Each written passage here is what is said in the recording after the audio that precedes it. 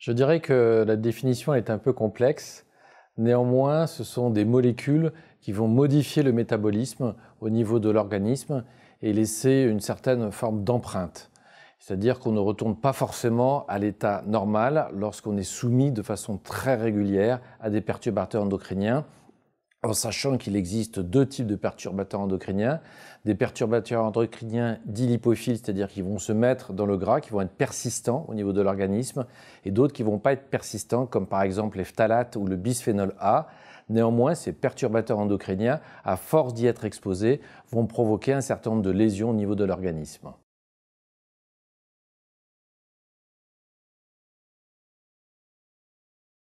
Alors, ces perturbateurs endocriniens ont différents effets, ils sont multiples, surtout du côté endocrinien, c'est-à-dire qu'on considère qu'ils peuvent favoriser les diabètes, ils favorisent le surpoids, on a beaucoup d'éléments dans ce sens-là, mais également ils peuvent favoriser certains cancers, provoquer aussi des troubles de l'immunité et les maladies cardiovasculaires peuvent être majorées quand on est exposé aux perturbateurs endocriniens.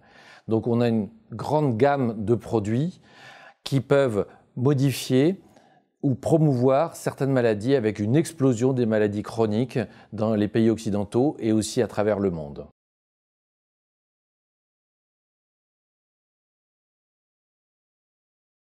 Alors, on va trouver les perturbateurs endocriniens sous forme de molécules chimiques. Il y a actuellement à peu près 100 000 molécules qui ont été conçues par la chimie.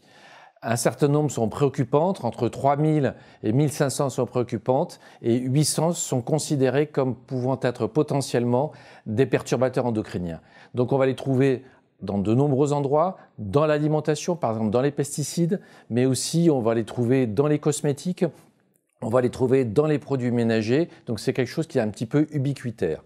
Par ailleurs, il existe aussi des perturbateurs endocriniens naturels, comme par exemple avec le soja.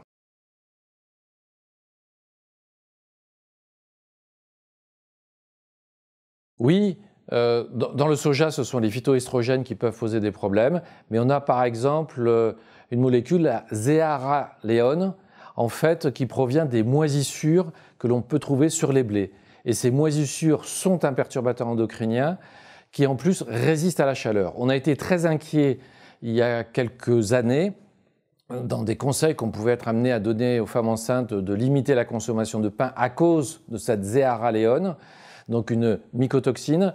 Et puis heureusement, et pour des raisons qu'on ne connaît pas, eh bien, elle a régressé. Donc on l'a vu à la fois sur des cultures conventionnelles et sur des cultures bio. Donc c'était quand même un motif de satisfaction, mais on ne s'explique pas vraiment comment ça s'est passé. Tout ça pour dire qu'il y a de nombreuses molécules qui peuvent également interagir avec le système hormonal que l'on trouve dans la nature.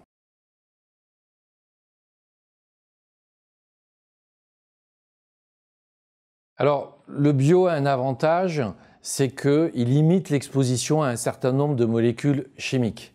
Donc, en ce sens-là, c'est quelque chose qui est très positif. Par ailleurs, le 100% bio n'existe pas.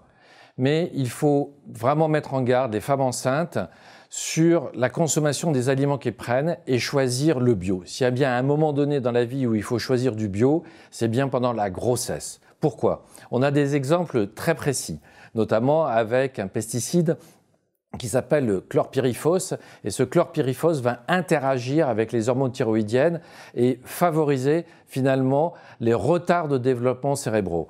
Vous savez que la glande thyroïde est tout à fait essentielle dans la maturation cérébrale. On s'est aperçu dans de nombreux pays où on avait des registres, qu'il y avait une baisse du quotient intellectuel. On a incriminé plusieurs causes et parmi elles, il en existe une chimique qui a été probablement sous-estimée, qui est l'exposition à un certain nombre de pesticides. Donc il est très important de consommer plutôt du bio et bien du bio lors de la grossesse, pendant toute la grossesse chez la femme enceinte.